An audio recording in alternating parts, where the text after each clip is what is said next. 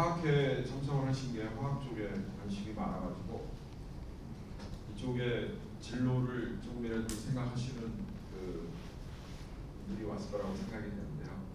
최근에 의대 증원이 2,000명 이제 증원되고 그렇게 하면서 어디서 의대 가려고 부모님들이 이제 전부 얘기를 많이 하실 것 같아요. 근데 저도 저는 이제 본교사 마지막 시대인데 본교사 봤을 때 전국에서 그 이과에서 680등 했습니다. 그래서 우리 그래서 우리 부모님도 당연히 이제 의대를 바라보시죠. 근데 저는 기초과학 쪽에 관심이 많아가지고 제가 기초과학 서울대 자연대를 가겠다고 얘기를 말씀을 드려가지고 부모님도 그러면 너가 하고 싶은 걸 해봐. 그래서 부모님 생각을 접으시고 제가 이제 서울대 자연대 가가지고 화학을 공부할 수 있게 되었습니다. 그래서 여러분들은 이제 지금 청소년기에 인생에 대해서 생각을 하고 내가 과연 어떤 일을 하면서 이 세상을 살아갈 건가 그런 고민이 많고 그런 생각들을 많이 할 나이라고 생각이 됩니다. 그런 부분에서 여러분들이 기존에 가지고 있었던 생각들 새로운 그런 지식들을 제가 조금이나마 제 경험을 갖다가 나눠줄 수 있는 자리가 되었으면 좋고요. 결론적으로 얘기하면 저는 부모님 말씀 안 듣고 화학을 전공한 게 제 인생에서 가장 잘한 결정이었다고 생각을 하고 지금도 행복하게 아주 계속 제가 좋아하는 일 여태까지 하고 죽을 때까지 그런 일을 하면서 살 수 있을 것 같습니다. 네. 그래서 제가 제목을 화학회에서 하니까 화학과 제가 하고 있는 벤처 이런 식으로 제목을 잡아봤고요.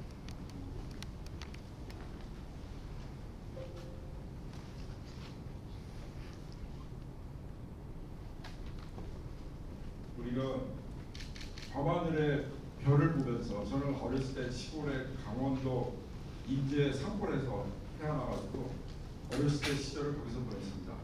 밤에 수많은 별들을 보고 저 별들에는 뭐가 있을까 이런 생각을 어렸을 때부터 하고 그러면서 살았습니다. 이게 물리학자들이 얘기하는 15분 후의 우주의 모습입니다. 그리고 1억 년이 지났을 때 우주는 수많은 핵융합을 통해서 지금 우리 원자 주기율도 다 완성이 되고 그로 인해서 우주가 이렇게 아름다운 피양철난 우주가 되었습니다. 이런 우주에서 우리가 태어나가지고 우리가 사이언스를 하고 공부를 하는 거가 정말 우리는 우주에서 가장 행운이라고 생각을 할 수가 있습니다. 그래서 이 우주에는 얼마나 많은 입자가 존재할까 물리학자들이 계산을 했더니 10의 86승계 10의 10승이 9이라고 그러잖아요. 10의 100승이죠. 그래서 거의 무한대에 가까운 이런 수많은 입자들이 존재하는데 이 우주의 지구의 모든 생명체들을 구성하고 있는 아미노산이 20종류잖아요. 그 20종류의 아미노산을 이용해서 100개의 아미노산으로 구성된 단백질을 만들면 몇 개나 만들 수 있을 것 같아요? 2의 100승이죠. 우주에 담을 수가 없습니다. 숫자가. 이 많은 단백질의 다양성으로서 이런 생명체들이 원시 생명체들은 평균 단백질을 구성하는 아미노산이 283개로 되어 있고 모든 생명체들은 438개로 계속 증가되고 있는데 극히 우주에 있어가지고 한 점에 해당하는 그런 생명체를 이루는 이 명쾌한 그런 구성체로다가 이루어진 게 지구의 생명체입니다. 그 생명체들이 최고 40억 년 동안 진화를 해서 바로 우리 인간이 만들어진 겁니다. 여러분들이 존재하게 된 겁니다. 그래서 우리가 이 생명체 원리를 DNA에서부터 RNA가 만들어지고 단백질이 만들어지는 것들을 알아냈고, 그러면 이 DNA의 전체 우리 구조를 갖다가 다 이해하게 되면 생명체의 설계도를 이해할 수 있다라는 생각을 가지고서 휴먼 지노 프로젝트가 시작이 됐죠. 그리고 이 DNA라는 분자로부터 시작해가지고 모든 생명 현상이 설계도가 만들어지고 그거의 분자 수준에서 모든 것들이 이루어지기 때문에 세상에 여러분들의 생명체를 포함한 모든 것들은 분자 수준에서 일어난다. 이 DNA 이중나선 구조를 밝혀서 53년도에 노벨상을 수상한 크릭 박사 중에 한 분입니다. 그래서 화학이라고 그러면은 원자 분자에 주목해서 물질의 성질, 조성, 구조, 변화, 그에서 하는 에너지 변화를 연구하는 세상에서 가장 쓸모 있는 과학의 핵심입니다.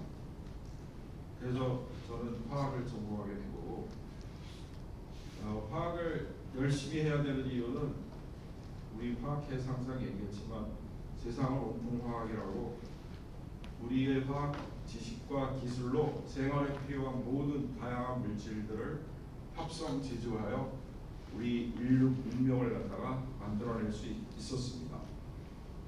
그럼 우리가 인류 문명의 탄생에서부터 따서부터 하면 그래도 우리가 이제 그 진화를 하면서 많은 도구들을 사용하고 발전해 왔지만은 인류 문명의 시작은 생명체를 활용하는 것부터 시작을 했습니다.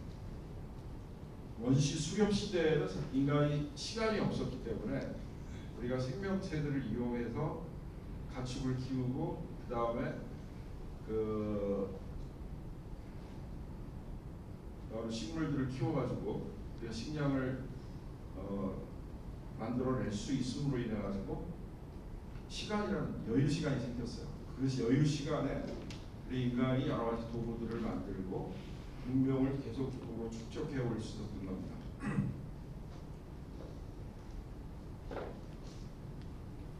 그래서 이제 생명 현상을 화학을 통해 분자 수준에서 이해하고 응용해가지고 인류의 삶을 건강하고 풍요롭게 만드는 게 바로 바이오 산업입니다. 그러니까 바이오 산업의 기반은 화학이 있었기 때문에 가능해집니다.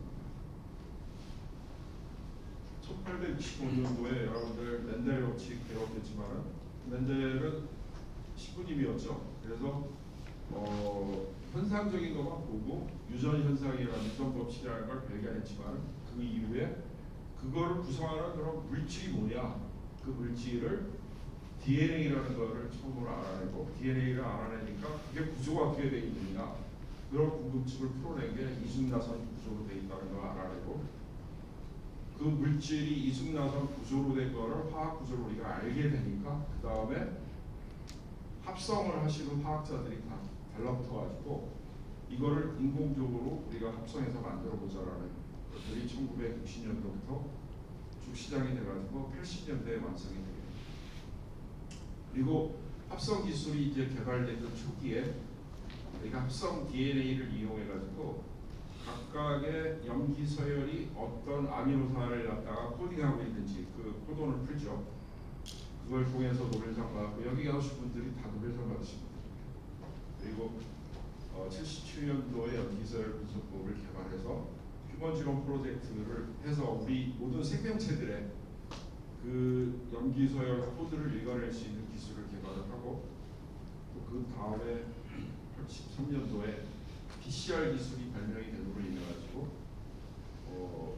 우리가 원하는 DNA들을 마음대로 만들어낼 수 있고, 또 그걸 이용해서 여러분들 코비드-19 진단할 때 이제 전 국민이 PCR을 다 알게 됐죠. 그 DNA는 HTC 4개의 염기로 되어 있고, RNA는 라이보스의 그 유리딘으로 구성되어 있어가지고 이거에 의해서 이거를 인공적으로 합성하는 기술을 개발하는데 한 20년이라는 세월이 걸렸고, 요 오른쪽에 보시는 이 포스파미다이트 케미스트리를 통해 가지고 한 5분 만에 DNA, RNA 베이스들을 하나씩 우리가 원하는 순서대로 붙여나갈 수 있는 케미스트리가 완성됩니다. 이 완성된 케미스트리를 반복적인 작업이기 때문에 컴퓨터로 프로그래밍 해가지고 코드만 HTC 우리가 원하는 순서대로 입력하면은 그 원하는 순서대로 DNA나 RNA를 만들어낼 수 있는 자동 합성기가 개발이 됩니다. 그래서 이 케미스트리가 81년도에 포스파미다이트가 나온 이후에 그거를 개발한 사람하고 실리콘밸리에서 장비를 만들던 마이크로칩 만드는 그 마이크로 프로세스 이용해 가지고 DNA 합성기를 처음 만들어서 이게 어플라이드 바이오시스템의 회사가 만들어집니다.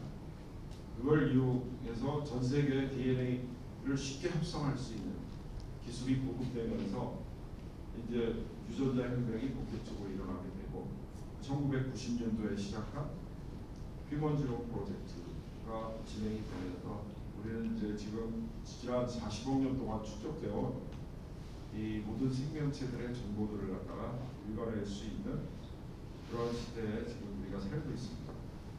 그리고 역사적으로 보면은 이런 그 기술들이 70년대 유전자 읽어내는 기술, 그다음 합성하는 기술이 두 개가 발전하면서 이거를 이용해서 우리가 과학자들이 새로운 걸 만들어내고 그 원리를 이용해서 제일 돈 벌 수 있는 일에 먼저 하겠죠. 그래서 인슐린 유전자를 화학 합성해가지고 그거를 대장균에 넣어가지고 시체에서 분리하거나 해가지고 해서 고가의 인슐린을 아주 값싸게 생산할 수 있는 그런 기술을 개발을 해서 지금 릴리 뭐 이런 회사들이 이제 다 저걸 상용화하고 유럽에서는 바이오젠 회사가 만들어지고 80년대에 이제 암젠사가 만들어지고 81년도에 아까 얘기했던 DNA 합성기하고 DNA 시퀀스를 만드는 어플라이드 바이오시스템사 만들어지고 82년도에 유전공학적으로 생산된 인슐린이 FDA 승인을 받으면서 생명공학의 시대가 본격적으로 열리게 됩니다. 그리고 89년도에는 RNA를 분해해가지고 mRNA를 제거해서 단백질을 못 만들게 하는 이런 원리로다가 안티센스 RNA를 이용한 약이 처음 개발되기 시작했고 이런 약들이 지금 이제 mRNA를 조절해주는 mRNA 백신까지 나왔고 지금 파이프라인에 한 500개의 그 RNA 약들이 지금 개발이 되고 있습니다. 그래서 여기에 그 중요한 역할을 했던 그런 기술들이 DNA 합성 기술과 DNA 시퀀싱 기술을 통해 가지고 우리 정보를 모두 알아내고 그리고 그걸 이용해서 우리가 원하는 것들을 만드는 그런 시대가 된 겁니다. 여기까지 잘 따라오셨죠? 네. 예. 그럼 우리나라에서 어떻게 되냐? 우리나라에서 했던 기술은 제가 80년대 학교 들어가가지고 화학을 이제 전공하고 카이스트에 가가지고 카이스트에서 DNA 합성을 우리나라에서 처음 개발하는 프로젝트에 참여를 하게 됐습니다. 그래서 그 이후에 DNA 합성 기술을 국내에서 처음 개발을 했고 저희 회사에서 노벨상 받은 5개 기술을 국내에서 처음으로 상용화할 수 있었습니다. PCR 기술, 시퀀싱 기술, siRNA, 그 다음에 마이크로RNA, 올해 노벨상 받은 마이크로RNA까지 5개의 제품을 노벨상 받은 기술을 제품으로 만들어서 연구소하고 대학에서 연구하는 데 사용할 수 있게 이걸 만들었고요. 제가 이걸 할 수 있었던 거는 생물학을 전공하지 않고 화학을 전공했기 때문에 화학은 우리가 분자들을 기본적으로 합성할 수 있는 구조를 알고 합성하고 분석하고 하는 거기에 기반을 할 수 있었기 때문에 제가 이런 5개 노벨상 받은 거를 국내에서 처음으로 만들 수가 있었습니다. 그럼 이 5개가 국내에서 처음으로 노벨상 받은 것들을 상용화했는데 그 이후에 어떤 일을 했는지 궁금하죠? 네. 그거를 이어서 말씀드리겠습니다. 그래서 먼저 DNA 합성 기술 개발을 했는데 84년도 최초 합성기가 개발이 돼서 86년도에 제가 키스트 유전공학센터에 처음으로 DNA 합성기가 도입됩니다. 제가 이거 가지고서 우리나라 모든 연구소나 대학에서 필요한 DNA를 합성해서 공부했어요. 근데 이걸 하다 보니까 DNA 수요가 점점 폭발적으로 늘어나는 거예요. 그래서 이거를 대량으로 만드는 장비를 개발해야겠다라는 생각을 갖고 회사를 창업을 합니다. 그래서 DNA 합성 서비스를 시작을 하고 처음에는 2개의 DNA를 만들 수밖에 없었는데 이게 미국에서 수입한 장비고 8개까지 수입한 장비고 96개까지 이제서 수입한 장비입니다. 근데 세계 처음으로 384개 DNA를 동시에 합성할 수 있는 그런 장비를 만들고 그리고 최근에 이제 저희가 개발 완료한 게 메가베이스 100만 개의 DNA를 한 번에 돌리면 붙일 수 있는 이런 장비까지 개발합니다. 그래서 이걸로 우리가 여러 가지 이제 일들을 많이 하게 됩니다. 그래서 세계 처음으로 이런 걸 만들으니까 휴먼 지놈 프로젝트 창시자인 찰스 카토 교수님 같은 분들이 저희 회사에 직접 방문하셔가지고 이런 모델을 만드는데요. 그래서 저희가 이 당시에 280억을 2000년도에 투자를 했습니다. 그래서 세계 최대의 DNA 합성 공장을 대전에 만듭니다. 그래서 이걸 이용해가지고 전 세계에서 가장 많은 DNA를 만들 수가 있었어요. 그리고 나서 우리가 프로젝트를 뭘 했느냐? 여기 보시는 분이 닥터 폴 러스인데 이분이 2002년도에 노벨상을 받으셨습니다. 근데 이분이 하고 싶었던 게 뭐냐 하면 제일 간단한 모델 동물, 세포 분열을 하는 가장 간단한 동물 모델이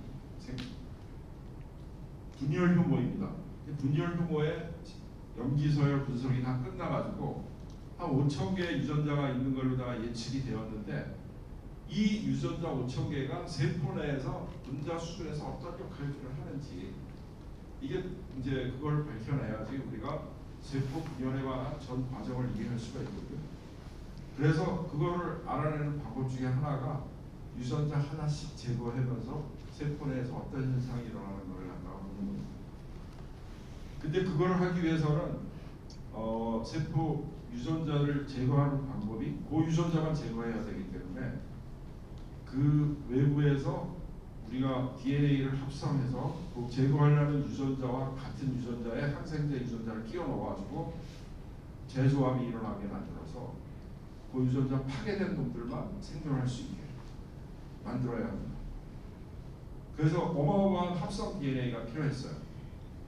그래서 그 합성 DNA를 만들 수 있는 데가 우리밖에 없었기 때문에 우리하고 생명과학연구원하고 그 다음에 그 임페리얼 캔서 리서치 세계 국제 공동 연구를 하게 됩니다. 그래서 처음으로 우리가 세포 분열 모델의 모든 유전자 98%를 갖다가 하나씩 제거한 그런 연구 결과를 2011년도에 저희가 10년 동안의 연구를 통해 가지고 발표를 했습니다. 이걸 통해서 우리가 세포 분열의 핵심적인 역할을 하는 각각의 유전자들을 전부 밝혀내게 됩니다. 그리고 이걸 이용해서 우리가 약물 스크린잉 해가지고 어느 타겟에 가서 작동하는지 이거 하나만 갖고 제가 1시간 동안 강의를 할 수 있는데 여러분들이 잘 이해하기 좀 힘들어도 그냥 넘어가겠습니다. 그리고 또 뭘 만드나 하면 이걸 이용해서 저희가 휴먼 siRNA가 mRNA를 선택적으로 분해할 수 있는 그런 툴이기 때문에 PCR만큼 우리 생명 현상을 연구하는 데 아주 중요합니다. 원하는 mRNA를 제거해서 그 단백질이 못 만들어지게 했을 때 세포에서 어떤 현상이 일어납니다. 이런 것들을 밝히기 위해서 인간 유전자 전체에 대한 라이브러리를 개발을 하게 됩니다. 그래서 18,000개 인간 유전자 알려진 거에 대해서 각각의 mRNA들을 선택적으로 분해할 수 있는 그런 걸 만들고요. 그리고 합성을 이제 올리고를 이용해서 특정 그런 그 mRNA를 우리가 컨트롤할 수 있으니까 이걸 이용해서 약물도 만들 수가 있고 전 세계에서 뒤에 얘기하겠지만 세계 최초로 저희가 이걸로 화장품을 만듭니다. 텔로 화장품. 그래서 그런 거를 대량으로 합성하기 위한 그런 합성기도 자체적으로 개발합니다. 그래서 저는 화학과 출신인데 왜 이렇게 장비를 만들냐고 얘기하는데 화학과 가면 기기 분석이라는 항목이 있습니다. 그런 과목이 있어가지고 이 장비의 기초 원리부터 해서 장비 만드는 거, 특히 물리화학하고 그러시는 분들은 다 장비를 만들어서 실험합니다. 생물학과에서는 그런 거 가르치는 데가 없어요. 제가 화학을 가르치려고 했었습니다. 그래서 이걸 위해서 아까 100만 베이스 합성하는 거를 만들어서 지금 바이오 파운더리 센터를 지금 구축을 했는데요. 바이오 파운더리라고 그러면은 여러분들 이제 반도체 파운더리 많이 들어봤죠. 반도체 파운더리에서 반도체 설계 하우스에서 주면은 그거 이제 만들어주는 건데 바이오 파운더리는 뭐라 하면 자기가 원하는 생명체를 만들기 위해서 유전자를 설계해서 보내주면 그런 것들을 만들어줍니다. 100만 베이스를 기계 장비 하나에서 합성할 수 있기 때문에 미생물들은 보통 한 200만 베이스에서 400만 베이스 정도의 유전자가 구성이 되어 있고 그런 거 미생물 전체를 갖다 우리가 설계해서 내가 원하는 물질들을 만들어내는 이런 생명체들을 설계해서 만들 수가 있고 이게 앞으로 21세기에 전체 지구를 바꿔볼 수 있는 가장 그라운드 브레이킹 테크놀로지라고 얘기를 하고 있습니다. 그래서 바이오 파운더리가 앞으로 시장이 엄청나게 커진다고 생각을 해서 우리가 이제 이런 쪽으로 들어갔고요. 이 합성생물학은 지금 2040년도까지 최대 3조 6천억 원이 아니라 6천억 달러입니다. 곱하기 거기에 1,000 하면 됩니다. 이 정도의 그 어마어마한 시장을 가지고 있고 화학 소재, 바이오 연료 이런 것들 응용이 되고 식물 전자계랑 생산성 개선, 지구 환경 문제라든가 이런 것들 요즘 미세 플라스틱 문제도 심각하잖아요. 그러니까 플라스틱도 전부 우리가 바이오를 이용해서 만들면 바이오 전부 데그레데이션 돼가지고 전혀 문제가 없는 이런 것도 다 만들어낼 수가 있고 그리고 여러분들이 맞은 mRNA 백신 있죠. 그것도 바로 이 유전자를 합성해가지고 mRNA를 효소를 이용해서 시험관에서 합성해가지고 만들어낸 겁니다. 그래서 이런 백신 만드는 거라든가 치료제 만드는 모든 분야에 이 바이오 파운더리가 지금 응용되고 있기 때문에 큰 시장을 가질 거라고 봅니다. 여기까지 저희가 DNA 합성 기술로 지금 응용해가서 온 거고요. 다음에 이제 PCR 쪽에 대해서 말씀드리겠습니다.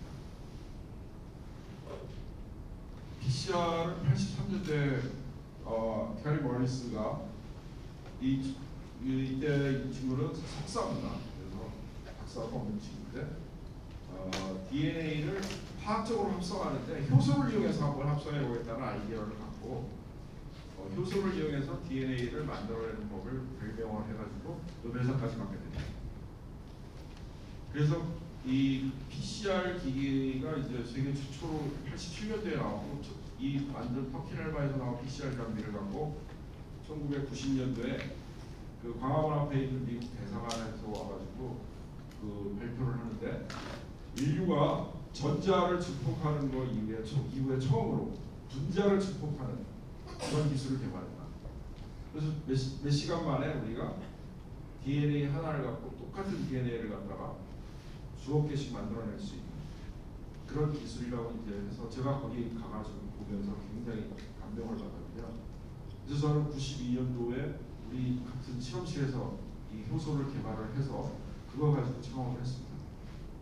그리고 이 PCR 장비를 5년 뒤에 국내 최초로 개발을 했고, 그리고 지금 리얼타임 PCR은 정량 PCR이라고도 얘기하는데 증폭이 얼마나 되었는지를 정량적으로 볼 수 있는 거고, 이거는 진단에서 가장 핵심입니다.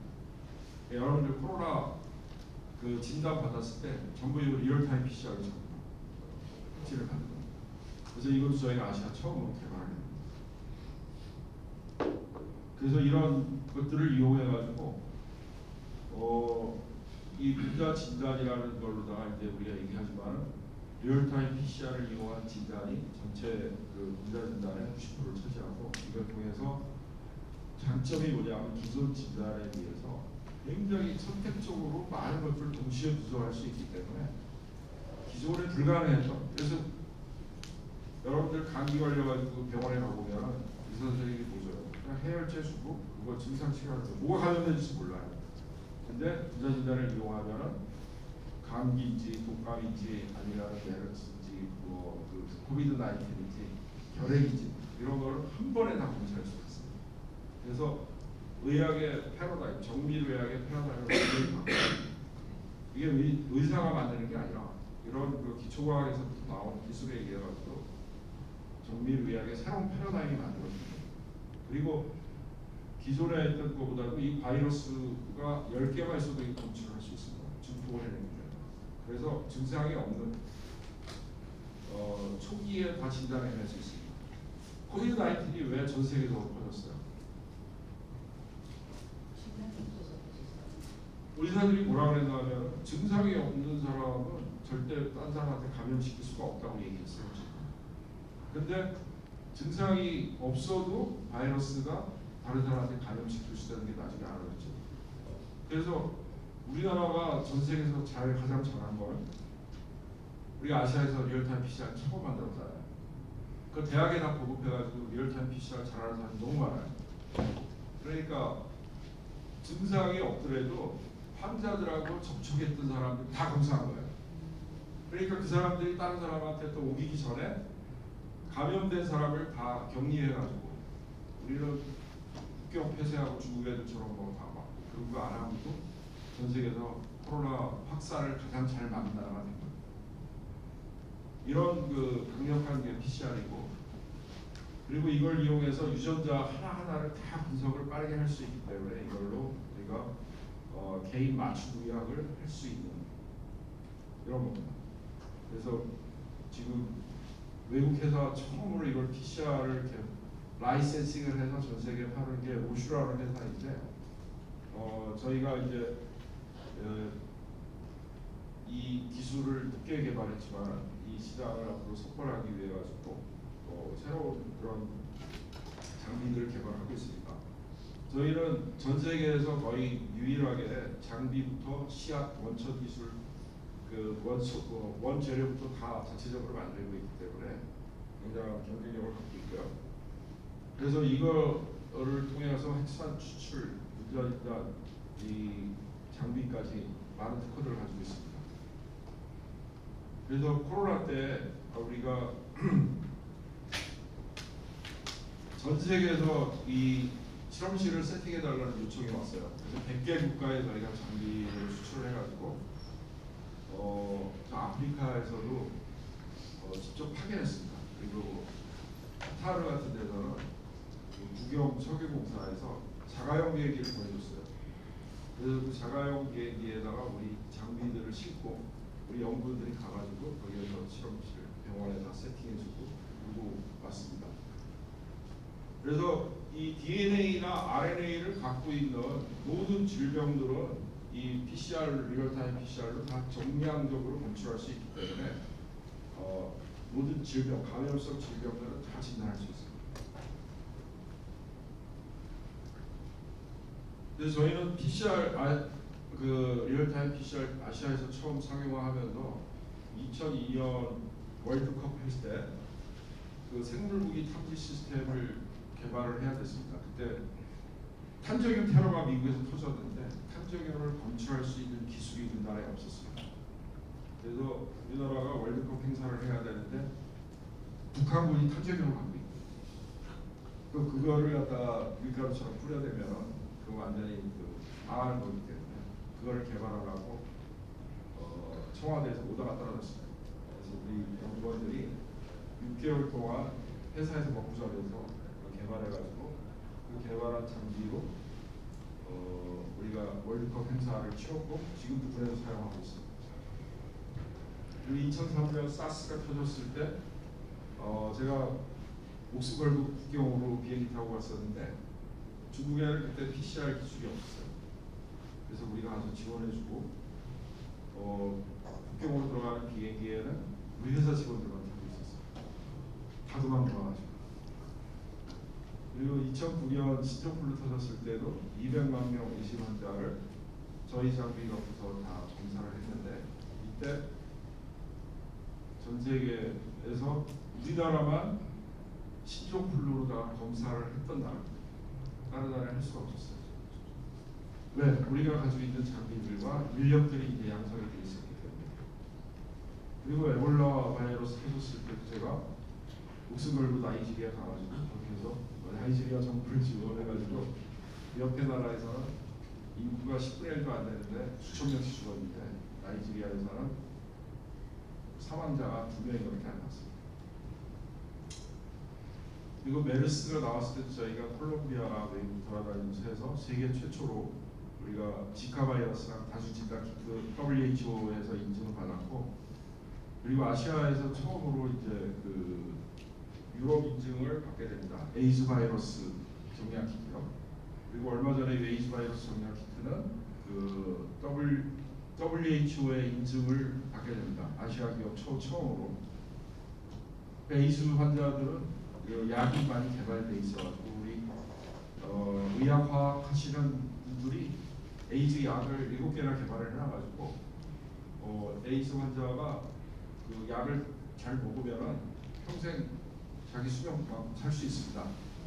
근데 문제는 약을 먹다 보면 내성이 생기거든요. 그럼 바이러스가 다시 증가하잖아요. 그 약을 바꿔야 돼요. 그걸 뭘로 하냐? 1년에 한 번씩 이거 검사해가지고 혈액 1ml에 바이러스가 몇 개나 있는지를 검사합니다.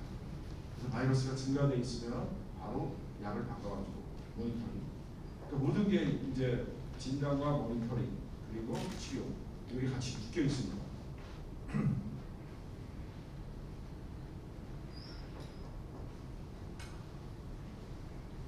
시간이 많이 지나가지고 빨리빨리 하겠습니다. 그래서 저희가 전 세계 그 많이 했고요. 차세대 진단으로다 저희가 개발한 게 지금 PCR로 하게 되면은 4시간 정도, 3시간에서 4시간 정도 걸리는데 3, 40분 만에 진단할 수 있는 햇산 추출부터 리얼타임 PCR까지 전자동으로 되는 걸 개발을 해서 지금 그 차세대 진단 키트들을 여러 개를 개발하고 있습니다. 국제기구들하고 같이. 그리고 코로나 검사할 때 다 뒤집어 쓰고 응압실에 들어가가지고 검사하는 것 때문에 너무 힘들었는데 아무 데서나 검사할 수 있는 그 전자동 리얼타임 PCR 개발을 해서 이것도 우리 법무처 전주기 의료기기 사업단의 10대 과제로 선정이 됐고 이런 거는 이제 저희가 부장비나 세계 최고 성능을 갖고 있기 때문에 앞으로 글로벌 헬스에 굉장히 큰 기여를 할 수 있는 제품이라고 생각합니다. 지금 시퀀싱도 저희가 지금 사업을 주력으로 하고 있지는 않지만 처음으로 우리가 방사선 도이로소를 쓰지 않고 실버 스테이닝으로 할 수 있는 시퀀싱 기술을 개발을 해서 미국 고등학교에서 이걸 이용해서 전부 시퀀싱 교육을 했습니다. 그리고 그 서비스도 처음 시작했고요. 우리나라 최초로 그 말라리아 환자가 발생했을 때 이 실버 스테이닝 기술로다가 우리가 말라리아 염기서열 분석을 통해 가지고 그 북한에서 넘어온 말라리아 바이러스라고 봤다는 걸 알아냈죠. 그리고 siRNA는 저희 우리 회사에 지금 주력으로 하고 있는 건데 siRNA는 워낙 그 강력한 기술입니다. PCR 다음으로 이제 강력한 기술인데 mRNA 하나하나를 다 컨트롤할 수 있으니까. 근데 mRNA 이 siRNA가 미국에서 이제 처음 발명이 되고 회사 상용화됐지만 여러 가지 문제점이 있습니다. 가장 공통적인 문제점이 자체적으로 인네이티브 스티뮬레이션을 가지고 딜리버리가 간으로밖에 안 됩니다. 그래서 우리가 새로운 형태의 siRNA를 발명했는데 양쪽의 합성 기술을 이용해가지고 친수성 폴리머하고 호수성 분자를 붙인 새로운 종류의 물질을 만들어내게 됩니다. 그래서 이거에 대한 전 세계 물질 특허를 다 확보했고, 이렇게 되면은 이게 자체적으로 모여가지고 수프라 몰레큘러 스트럭처를 만들어져가지고 한 100나노 정도 되는 그런 물질이 만들어지게 되면은 이런 모든 문제점들이 다 없어집니다. 그래서 기존에 있던 siRNA들은 이런 그 컨주게이션 하는 거나 또는 LNP, 지금 mRNA 백신에 썼던 LNP로다 하는 기술을 썼는데 이제 새로운 종류의 이런 걸 만들었고요. 그래서 선천면역 부작용도 없앴고 장기 원하는 장기로다 보낼 수 있고 비용도 10분의 1 이하로 다 생산할 수 있고, 그리고 무엇보다도 코로나 백신 이런 것들은 LNP로 된 것들은 마이너스 70도씨에 마이너스 50도씨에 보내야 되는데 저희 거는 이제 상온에 놔두고 2년 동안 안전합니다. 그래서 전혀 콜드체인이 필요 없는, 이게 가능했기 때문에 우리가 여러 가지 일들을 할 수가 있었고요. 독성이 없는 것들 이런 것들 다 저희가 비임상 그 GLP를 통해 가지고 다음 결과들을 발표했고, 이런 결과로 해가지고 우리가 존슨앤존슨의 유명 회사로다 됐고, 이걸 통해서 지금 우리가 섬유화증 치료제, 섬유화증이 20개가 넘는 질병의 다 원인입니다. 그래서 섬유화증 치료제 개발하는 회사가 세계 1위 제약회사가 된다고 하는데 저희 도전하고 있습니다. 그리고 이걸 이용해서 탈모 문제를 해결한 그런 화장품을 전 세계 최초로 출시했습니다. 그리고 이거에 이용해서 지금 브레인으로 딜리버리하는 기술을 개발을 해서 알츠하이머 치료제도 개발을 하고 있습니다. 화장품 쪽에 세계 최초로 개발한 코스메르라는 화장품은 이 모낭으로만 전달돼가지고 모낭에 있는 안드로겐 수용체만 없애줍니다. 그래서 남성 호르몬이 아무리 많더라도 수용체가 없으면 못 들어가기 때문에 가장 효율적으로 탈모를 컨트롤할 수 있는 새로운 개념입니다. 그래서 부작용이 없고 안전하고 남자 여자 다 쓸 수 있고 이런 것들이 이제 우리가 다 발표를 했고, 보면은 지금 가장 많이 쓰고 있는 게 프로페시아, 피나스트라이드인데 반응률이 80%, 그리고 90%, 80% 나왔고, 머리 나는 증가하는 숫자도 거의 이 피나스트라이드하고 대등하게 나옵니다.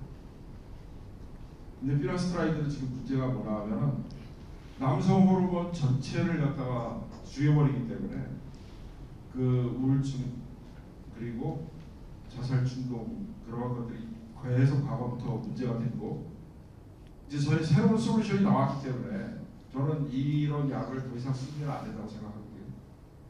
왜 남성들의 그 호르몬을 갖다가 죽여가지고 여성화 시킵니까? 우리는 그 모낭에 있는 수용체만 죽여주면 됩니다. 그래서 이건 좀 솔루션이라고 저 생각이 되고 몇 년 안에서 그렇게 될 거라고 믿고 있습니다. 그래서 저희가 전 세계 가장 큰 화장품 전시회에 나가서 이 제품을 출시를 했는데 700개 헤어 제품 중에서 저희가 우승했습니다. 올해. 그래서 이미 이제 화장품 쪽에 헤어로스 쪽 관련된 화장품 쪽에서는 금메달을 탔습니다.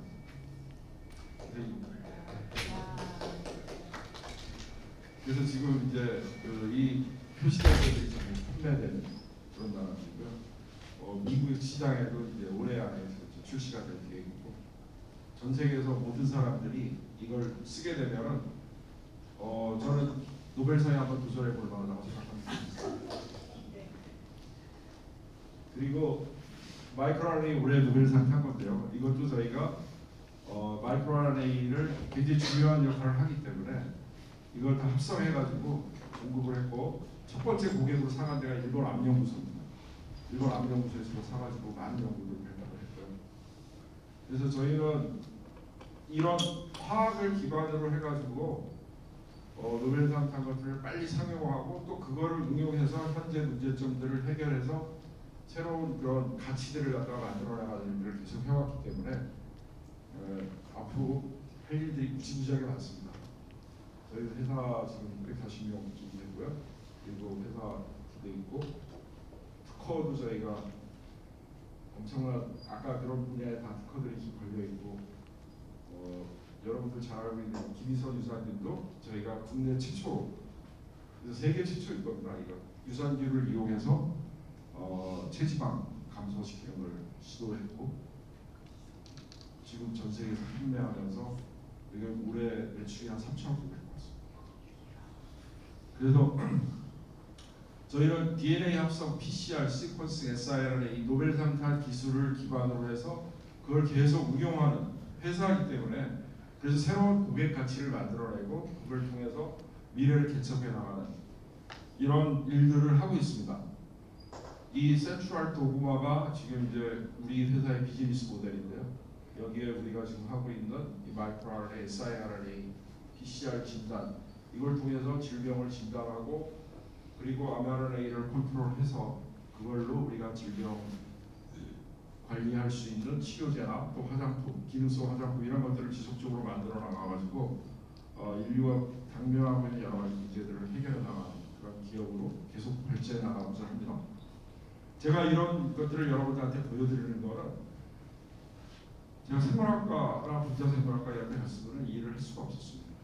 저는 대학교 때 화학을 배우고 유기화학부터 분석화학, 그다음에 생화학 그런 것들을 열심히 공부하고 그다음에 대학원 가서 분자생물학 공부하고 세포생물학 공부하고 지금도 계속 논문들 계속 보면서 왜냐하면 계속 새로운 연구들이 쏟아져 나옵니다.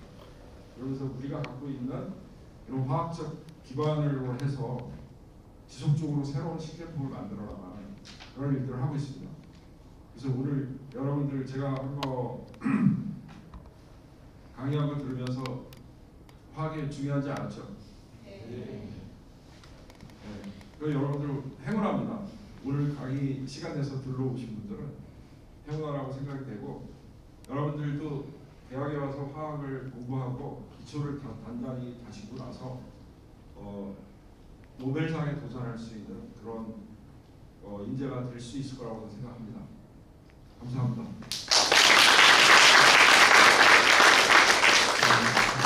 좋은 강연 감사드립니다.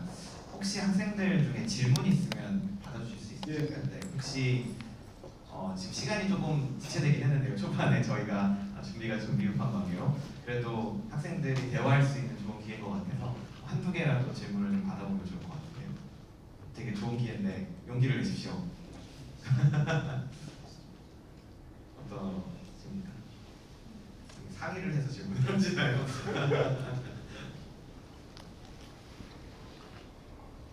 질문이 없으시면 원래 제가 듣기로는 백선혜 교수님 강의까지 듣고 나중에 전체 질문 시간을 따로 아끼고 한 걸로 제가 들었는데요.